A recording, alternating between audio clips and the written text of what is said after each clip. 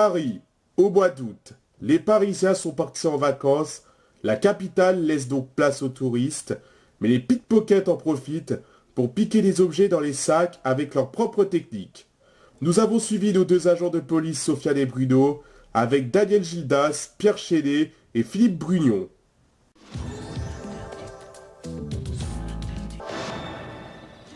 Paris, capitale, belle ville, avec ses monuments, ses avenues, ses boulevards. La ville est aussi belle la nuit. Elle attire beaucoup de touristes, surtout au mois d'août, où tous les Parisiens sont en vacances. Mais les pickpockets guettent le moindre objet précieux, par exemple dans le métro, à la station Trocadéro, la plus fréquentée par les touristes, car il y a la Tour Eiffel à côté. Les pickpockets sont aux aguets, comme ces deux agents de police qui surveillent le moindre comportement suspect. Je m'appelle Sofiane, j'ai 38 ans. Mon boulot est de rétablir l'ordre, d'arrêter les pickpockets parce qu'à cette station, il y a beaucoup de touristes qui la fréquentent pour voir la Tour Eiffel. Donc, nous, on est là pour que les touristes aient une bonne image de Paris et de la sécurité qui règne dans le métro. Bonjour, je m'appelle Bruno et je suis le collègue de Sofiane. J'aime bien le métro, l'ambiance, les bruits, donc c'est pour ça que j'ai choisi ce métier que j'aime. Tous deux surveillent la station. Ils ont déjà eu affaire à des situations spectaculaires, comme là où ils vont être appelés pour une tentative de pickpocket. Ok, on y va. On a appris qu'il y a un pickpocket qui a volé un portefeuille dans le sac d'une touriste anglaise à la station Albert Marceau, donc nous attendons le métro pour l'accueillir. Le métro arrive et les deux policiers interceptent le voleur. Ah! Calme-toi! Bonjour monsieur. Bonjour. Vous pouvez me dire ce que vous faites avec ce portefeuille? Je l'ai trouvé par terre. Vous l'avez trouvé par terre? Bah oui, il y a un problème. Exactement, le problème, c'est que vous me prenez pour un con. Parce que des collègues ont vu que vous avez piqué dans le sac de la jeune femme et vous prétendez que vous l'avez trouvé par terre. Je ne sais pas ce qu'ils ont vu parce que moi je l'ai trouvé par terre. Pendant ce temps, Bruno discute avec la victime. Do you speak French? Yeah, very well. Est-ce que c'est votre portefeuille? Exactement, c'est le mien.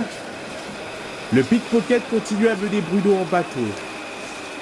Bon, écoutez, monsieur, dites la vérité parce qu'on va vous emmener au commissariat et on va découvrir la vérité.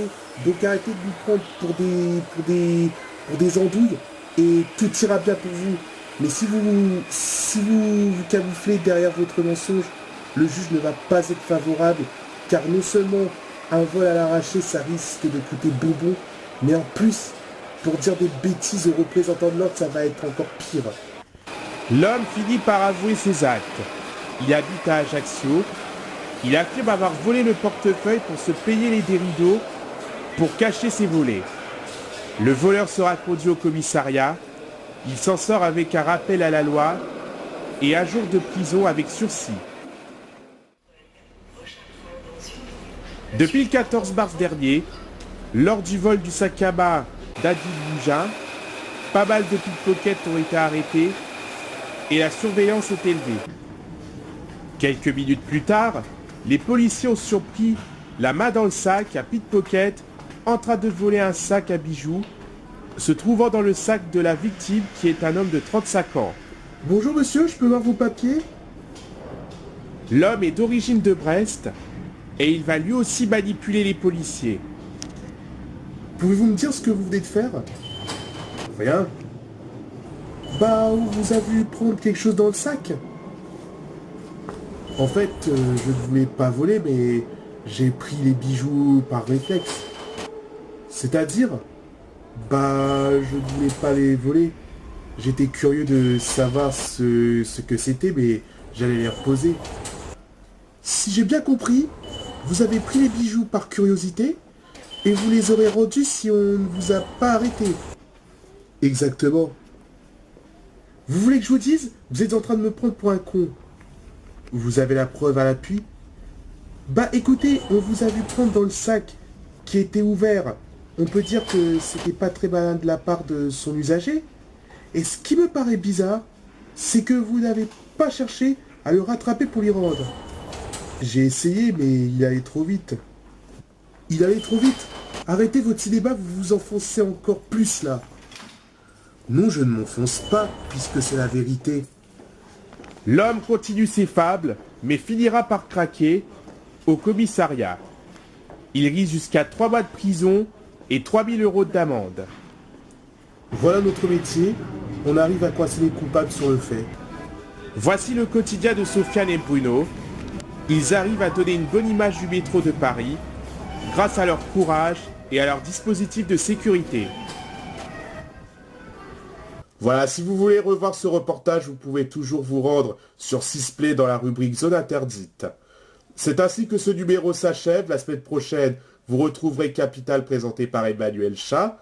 Tout de suite, vous retrouvez Culture Pub. Quant à moi, j'aurai le plaisir de vous retrouver dans 15 jours pour un nouveau numéro de Zone Interdite.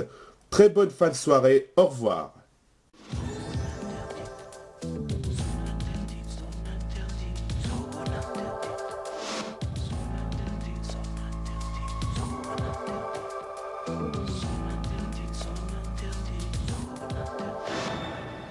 Écoutez, on va faire... non. Alors là, je connais plus mon texte là. Couper. Si, mais le but de notre métier est heureusement... non, excusez-moi, Couper.